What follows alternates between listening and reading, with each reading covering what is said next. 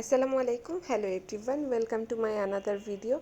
আর আজকে তোমাদের সাথে আমি শেয়ার করব অসাধারণ একটা রেসিপি, যেটাতে আমি নিজেই অনেক অবাক হয়েছি। তো এটা অনেকেই তোমরা হয়তো বা দেখেছো যে সিদ্ধ ডিম দিয়ে হচ্ছে মায়োনিজটা বানানো। তো আমিও ট্রাই করলাম আজকে ফার্স্ট টাইম, এবং বিলিভ মি আমি খুবই সারপ্রাইজড যে এত মজার মায়োনিজ হয়।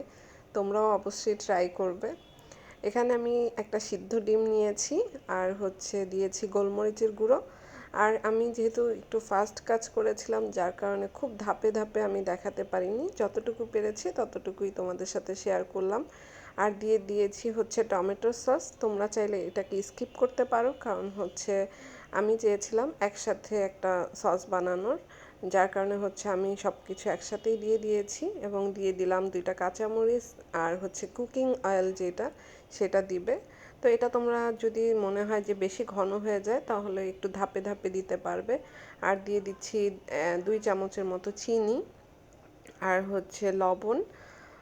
তো এটা আমি হচ্ছে পরিমাণ মতো দিয়ে নিবে, যার যতটুকু পরিমাণ লবণ খেতে চায়, বা যদি পরিমাণে আরও বেশি ডিম দিয়ে বানাতে চাও সেই ক্ষেত্রেও করতে পারো। আর হচ্ছে দিয়ে দিলাম হচ্ছে পাউডার মিল্ক।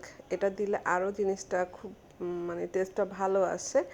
তো না চাইলে নাও দিতে পারো। তো দেখো কি সুন্দর হয়েছে, কালারটা কত সুন্দর হয়েছে, এবং কাঁচামরিচ দেওয়ার কারণে স্মেলটা অনেক সুন্দর এসেছে।